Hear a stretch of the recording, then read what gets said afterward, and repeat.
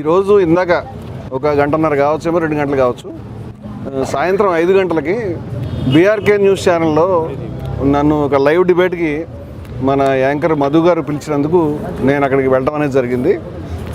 అదే డిబేటు అంటే మతానికి సంబంధించి ఏ విధంగా రాజకీయ పార్టీలు అబ్యూజ్ చేస్తున్నాయనే విషయం మీద డిబేట్ ఉంటుందని నాకు చెప్పారు. ఆ సబ్జెక్ట్ నేను ఎప్పటి నుంచో మాట్లాడడం, బీఆర్కే కూడా చాలాసార్లు వెళ్ళడం వల్ల నేను చాలా ధైర్యంగా నమ్మకంగా అక్కడికి వెళ్ళడం అనేది జరిగింది. ఆ యొక్క చర్చ ప్రారంభంలోనే నన్ను చెప్పమని అన్నప్పుడు నేను కొన్ని విషయాలు చెప్తూ కొన్ని ఫొటోస్ దృశ్యాలు చూపించి రాజకీయ పార్టీలు ఏ విధంగా రాముడిని కృష్ణుని మతానికి సంబంధించి ఉపయోగిస్తున్నాయి వాళ్ళ ప్రయోజనాలకి అనేటువంటి దానికి ఉదాహరణలు చెప్తూ ఈ బొమ్మ చూపించానండి. ఇది ఒక పేపర్ కటింగ్. ఇది ప్రధానమంత్రి మోదీ గారు ఇటీవల హైదరాబాద్ వచ్చినప్పుడు ఆ పార్టీ కార్యకర్తలు వారి అభిమానులు కావచ్చు, దీంట్లో కృష్ణుడి యొక్క విశ్వరూప సందర్శన చిత్రం అండి. దాని ప్లేస్లో కృష్ణుడికి అనేక ముఖాలు ఉన్నట్టుగా ఉంటుంది. నేను Hindus for plurality and equality సంస్థ ప్రధాన కార్యదర్శిగా, గౌరక్ష సేవా సమితి యొక్క అధ్యక్షునిగా, హిందుస్థానీ గౌరక్ష సమితి యొక్క అధ్యక్షునిగా, జయభారత్ యొక్క జాతీయ ప్రధాన కార్యదర్శిగా నేను ఆ చర్చలో పాల్గొంటున్నాను. అంచేత హిందువుల మనసులో ఏ విధంగా గాయపడ్డాయి, నేను హిందువులకు సంబంధించి చాలా కార్యక్రమాలు, హిందూ సమ్మేళనాలు చేయడం కానీ, మా కార్యాలయం ఎల్బీ నగర్లో నెల హిందువులకు సంబంధించి సనాతన కాహళి పేరు మీద ప్రసంగాలు ఏర్పాటు చేయడం కానీ, అన్నమయ్య ఇల్లు తిరుపతిలో కూలిపోయింది అనేటువంటి బాధలో 11.5 లక్షల మంది భక్తుల సంతకాలు సేకరించి ఆ భక్తుల సంతకాలతో రథయాత్ర చేయించే విషయంలో కానీ, కాశీనాయ అనే యొక్క క్షేత్రం కూలిపోయినప్పుడు కడప జిల్లా కలెక్టరేట్ని ముట్టడించే విషయంలో కానీ, అనేక విషయాల్లో మా సంస్థ అన్నమయ్య కళాక్షేత్రం మా సంస్థ లీడ్ తీసుకొని అనేక సందర్భాల్లో మేము పనిచేస్తాం. చాలా హిందూ కార్యక్రమాలు చేస్తున్నాం. జిఆర్ స్వామి గారి ఆశ్రమంలో కూడా ఒక పెద్ద సభ ఐందవ భక్తి కళా సమ్మేళనం ఏర్పాటు చేసి నేను అధ్యక్షత వహించడం జరిగింది స్వామివారు పాల్గొన్నటువంటి కార్యక్రమంలో. అలాగే అనేక మంది హిందూ పెద్దలు మా సభల్లో మా కార్యక్రమాల్లో పాల్గొంటూ ఉంటారు. అందువల్ల హిందువుల మనసులు గాయపడినప్పుడు మేము మాట్లాడతాం. అంచేత రాముడికి సంబంధించి మోదీ గారు దారి చూపిస్తున్నట్టు, రాముడి మీద మోదీ గారు మీద రాముడే తలవాల్చి పడుకున్నట్టు, అలాగే ఫ్లెక్సీలు కటౌట్లో రాముడిని మోదీని కలిసి వాడడం, అదేవిధంగా హర్ హర్ మోదీ ఘర్ ఘర్ మోదీ అంటే హర్ హర్ మహాదేవ్ నినాదానికి బదులు, అంటే మనం ఇక్కడ ఏడుకొండలవాడ వెంకటరమణ గోవింద అని అంటాం కానీ దాని ప్లేస్లో మరొక రాజకీయ నాయకుల పేరు పెట్టాం.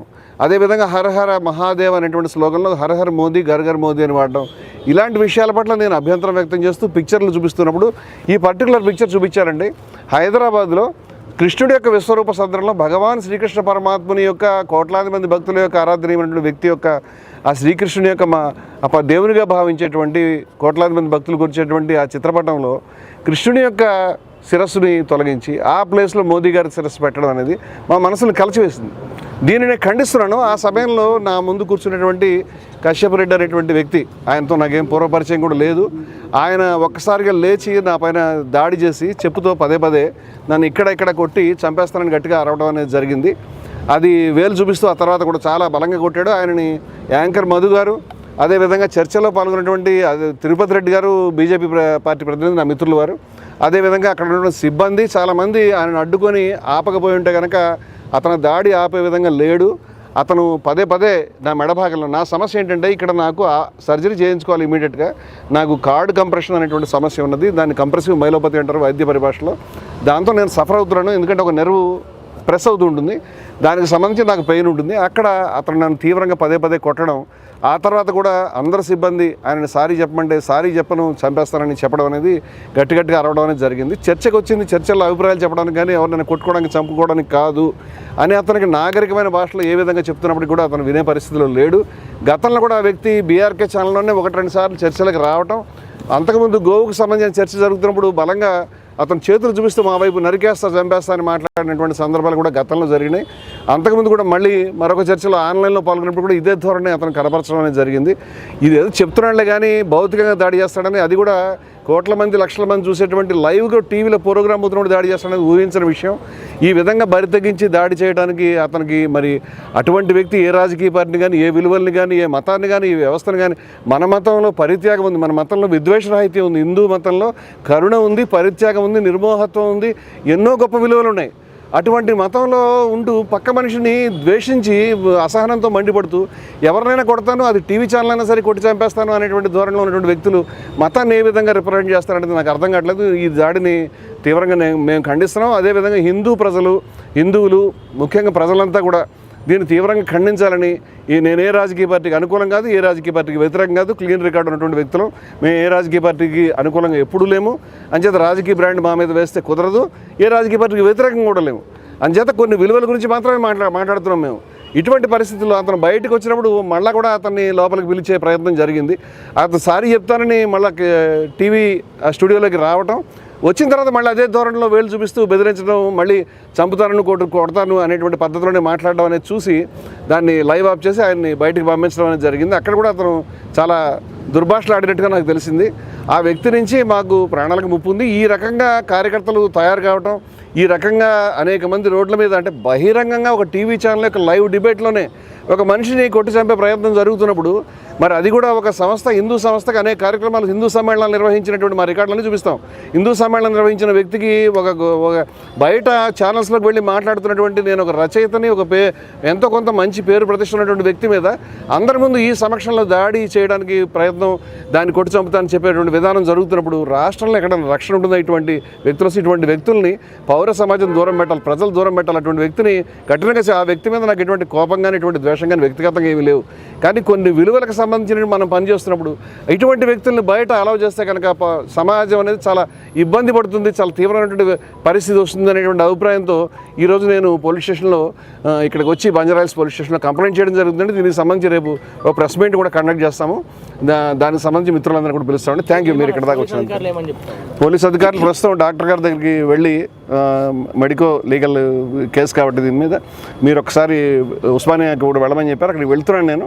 అక్కడికి వెళ్ళి నా పాత ఎక్స్రేలు అవన్నీ కూడా తీవ్రమైనటువంటి పరిస్థితి నాకు ఉంది, అది వారికి నేను వివరిస్తాను. ఇప్పుడు నా చేతిలో కూడా చూపించలేను. హిందూ సంఘాలు మీకు కాంటాక్ట్ అయ్యారా? మేమే హిందూ సంఘం అండి. నేను హిందూ సంఘం, అనేక మంది హిందూ ఆచార్యులు అంటే ఇప్పుడు నేను ఇక్కడి నుంచి టీవీ నుంచి ఇక్కడికి వచ్చే కాసేపట్లోనే చాలామంది మాట్లాడుతున్నారు. చాలామంది కూడా రేపు స్వాములు, ఆచార్యులు, మఠాధిపతులు, పీఠాధిపతులు కూడా మా సదస్సుకి వస్తారు. ఆ ఒక్క హిందువులే కాదండి, ముస్లింలు, క్రైస్తవులు, ప్రజాస్వామికవాదులు, ప్రజలు అందరూ కూడా వస్తారు. ఇప్పటికే రాష్ట్రంలో అనేక చోట్ల మిత్రులంతా కూడా దీన్ని చెప్తా ఉన్నారు. మేము వాళ్ళందరితో కూడా రేపు ప్రెస్ మీట్లో మేము అందరి ముందు ప్రజెంట్ చేయగలుగుతాం. నమస్కారం. ఫిర్యాదుతోనే ఆపుతారా లేక ఇంకేమైనా కార్యక్రమాలు తీసుకునే అవకాశం ఉందా? దీన్ని ప్రజలకి చెప్పడము, ప్రజల ముందు చెప్పడం తప్పితే మేము పోయి అతని మీద దాడి చేయలేము, లేకపోతే మేము పోయి అతన్ని వెంటాడలేము, మేము ఎవరినైనా కొట్టడానికి ప్రయత్నం చేయలేము. అందుచేత అటువంటి విధానం మనది కాదు. కేవలం ఈ విషయం ఇలా జరుగుతోంది చెప్పడం. ఒకవేళ దీనికి సంబంధించి మా కార్యక్రమాలు ఆపే ప్రసక్తి లేదు. చంపినా సరే వెనక్కి తగ్గేవాడు. మా మతం అనేది నిర్భయత్వాన్ని బోధిస్తూ ఉన్నది. యతో వాచో నివర్తంతే అప్రాప్య మనసా సహా ఆనందం బ్రహ్మణో విద్వాన్ నా బిభేతి కుతశ్చనేతి. బ్రహ్మం యొక్క ఆనందాన్ని తెలుసుకున్న వ్యక్తి ఎక్కడికి ఆ వాక్కు మనసు వెళ్ళలేదో అటువంటి బ్రహ్మాన్ని ఎవరైతే సాక్షాత్కరించుకుంటాడో ఆ వ్యక్తి దేనికి భయపడడు అని మా ఉపనిషత్తు చెప్తూ ఉంది. భయపడద్దు అని గీత చెప్తూ ఉంది, మా ధర్మం చెప్తూ ఉంది. అని చేత భయపడం, ప్రాణాలు ఇస్తాం, మా తలక ఇస్తాం. ఈ ఉన్మాదాలకు వ్యతిరేకంగా రాజకీయ పార్టీలు మతాన్ని ఉపయోగించుకోవడానికి వ్యతిరేకంగా నా శిరస్సు అర్పించడానికి, చచ్చిపోవడానికి నేను సిద్ధంగా ఉన్నాను, కానీ వెనక్కి తగ్గడానికి సిద్ధంగా లేము. దీన్ని ప్రజల్ని చైతన్యపరిచి మతాన్ని, విలువల్ని, ధర్మాన్ని రక్షించుకోవడానికి ముందుకు వస్తామని తెలియజేస్తాం. ఇతర సంఘాల మద్దతు ఎవరిస్తే వాళ్ళది ఖచ్చితంగా తీసుకుంటామండి. ఎందుకంటే రాష్ట్రంలో ఉన్నటువంటి దీన్ని మానవత్వంలో ఎవరైనా ఖండిస్తారని నేను అనుకుంటున్నాను.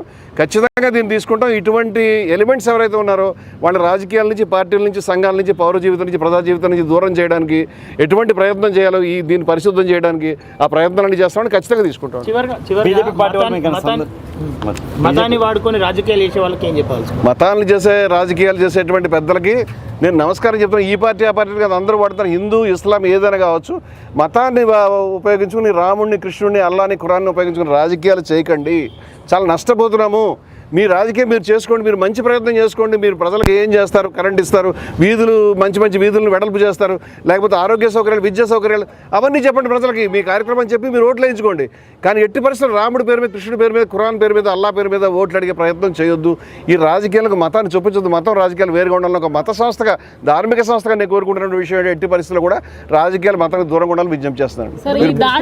మీరు బీజేపీ పార్టీ అంటున్నారు. ఈ దాడి వెనుక రాజకీయ పార్టీ ఉందనుకుంటున్నారా? ప్రస్తుతానికైతే నేను ఆ విషయం చెప్పలేనండి. ఎందుకంటే పోలీసుల వారి దర్యాప్తులో తెలియాలి ఆయన ఏ పార్టీ కార్యకర్త, ఎవరికి సంబంధించినటువంటి కూడా నాకైతే పూర్తి అవగాహన లేదండి. నేను ఆయన్ని గతంలో కూడా బీఆర్కే న్యూస్లో 1-2 డిబేట్స్లో చూసా, కానీ ఆయన వేరే బోట్స్ నేను ఆ రోజు తెలుసుకోలేకపోయాను. కశ్యప్ రెడ్డి అనే పేరు మాత్రం తెలుసుకున్నానండి. ఆయన మంది దేవునిగా పూజించే కృష్ణుడిని తలకాయ అని ఏకవచనంతో సంబోధించడానికి దాడి జరిగిందని చెప్పేసి ఇప్పటికే సోషల్ మీడియాలో కొన్ని పోస్టులు. నేనేమంటే కృష్ణుడిని కృష్ణుని తలకాయ అంటే కృష్ణుడిని అవమానించడానికి కాదు, కృష్ణుడికి జరిగిన అవమానాన్ని చెప్పడానికి. శిరస్సు తలకాయ ఇవన్నీ కూడా తెలుగు పదాలండి, దాంట్లో బూత్ కానీ తిట్టు కానీ ఏమీ లేదు. అది కృష్ణుడిని అవమానించే ఉద్దేశం లేదు. నేను కృష్ణుడిని చాలా అభిమానించి గౌరవించి ఆ విలువల గురించి నిలబడేటువంటి వ్యక్తులం మేము ఎవరైనా కూడా. అంచేత కృష్ణుడి మీద అవమానం మీద ఆయనకి బాధ అనేది ఉంటే ఈ బొమ్మ చూసిన వెంటనే అతను చలించిపోయి ఇటువంటి దుర్మార్గం మనం ఎవరైనా కూడా ఖండించాలి, ఎవరు కూడా రానివ్వకూడదు అనే ఉద్దేశంతో అతను కావాలని దాడి చేసి నేను అనుకుంటున్నాను. ఎందుకంటే చాలా రోజుల నుంచి అతను టీవీ డిబేట్స్ చూసినప్పుడు చంపేస్తాను నరికేస్తాను మాట స్పష్టంగా చెప్తున్నాడు. అతను ఇవాళ రావటమే బహుశా ఈ ఉద్దేశంతో వచ్చాడని నేను అనుకుంటున్నాను. నా మాట వినండి, కృష్ణుడి మీద అతనికి ఏమాత్రం ప్రేమ ఉన్నా కృష్ణుడి యొక్క శిరస్సు బదులు మోదీ శిరస్సు ఉంచినటువంటి చిత్రాన్ని అతను తీవ్రంగా ఖండించి ఉండాల్సింది. దీనికి బీజేపీ కానీ మోదీ కానీ బాధ్యులు నేను అనుకోవట్లేదు. ఎందుకంటే ఇది ఎవరో తయారు చేసినటువంటి చిత్రం, అది మీడియాలో వచ్చినప్పుడు మేము చాలా బాధపడ్డాం. నేను ఇటువంటి చాలా చూపించాను. అంచేత నేను అనేది ఏమిటంటే దీన్ని అతను ఖండించి ఉండాల్సింది. అతను కృష్ణుడి ప్రేమ ఉంటే అది నేను చేసినటువంటి దాంట్లో లేనటువంటి అర్థాన్ని అతను వెతికేటువంటి ప్రయత్నం చాలా తప్పు. నేను కృష్ణుని అవమానించే ఉద్దేశంతో మాట్లాడలేదు. కృష్ణుడి పరమాత్మకు జరిగినటువంటి అపచారాన్ని బయటకు చెప్పే ఉద్దేశంలో మాట్లాడుతాను. It is very clear. కృష్ణుని తల అట్లా చూపించడం ఇది మొదటిసారి ఏం కాదు. ఇంత ముందుకు సినిమా హీరోలు రకరకాల వ్యక్తుల ఏదైనా అభ్యంతరం అండి. నేను పదే అనేక సందర్భాల్లో ఇటువంటి దృశ్యాల్ని ఇటువంటి చిత్రాలని నేను గత అనేక సార్లు సోషల్ మీడియా డిబేట్స్లోను ప్రసంగాలను నేను దీన్ని ఎత్తి చూపిస్తూ తప్పుపడుతూ ఉన్నాను. అది ఎక్కడ ఎవరు చేసినా అభ్యంతరకరమే. ఇవాళ కొత్తగా జరిగింది నేను అనట్లేదు. హిందూయిజాన్ని కాపాడడానికి మేము హిందూ ప్రతినిధులు అని చెప్పుకునే వాళ్ళే హిందూయిజాన్ని కాపాడదలుచుకునే వాళ్ళు వాళ్ళ యొక్క వాదనని వినిపించడం ద్వారా, ప్రజల్ని చైతన్యపరచడం ద్వారా, ప్రజలకి విలువలను నేర్పడం ద్వారా చేస్తారు. కానీ డిబేట్లకు వచ్చిన వాళ్ళని కొట్టడం ద్వారా, ద్వేషించడం ద్వారా, బెదిరించడం ద్వారా, బూతులు తిట్టడం ద్వారా చేయలేరు. నా అభిప్రాయం మతం ఆ విధంగా చేయడం లేదు. అంటే వాళ్ళు మన మతంలో అటువంటి దోషణ తత్వన విజుగుప్సతే, అతడు ద్వేషించడు, అద్వేష్ట మైత్ర కరుణయ్య వచ్చాయని భగవద్గీత చెప్తుంది. తత్వన విజుగుప్సతే చెప్తుంది. అదేవిధంగా ఎట్టి పరిస్థితుల్లో మా విద్వేషావహ అని వేదం చెప్తుంది. వేదం, ఉపనిషత్తులు, భగవద్గీత ఏవి కూడా ద్వేషించమని చెప్పలేదు. ప్రపంచంలో ద్వేషానికి వ్యతిరేకంగా ఉన్నటువంటి ఏకైక మతం హిందూ మతం. ఏ మతంలో కూడా ఇంత ద్వేష వ్యతిరేకత లేదు. ద్వేషాన్ని ప్రదర్శించేవాడు హిందువులు కాజాలరు. హిందూ ప్రతినిధులు మాట దేవుడు అతను హిందువుగానే లేడు. అతను హిందూ విలువలు అలవాటు చేసుకోవాలని నేను కోరుకుంటాను. ఇవి హిందూ విలువలు కావు. ఆ విషయాన్ని నేను చెప్పగలుగుతాను.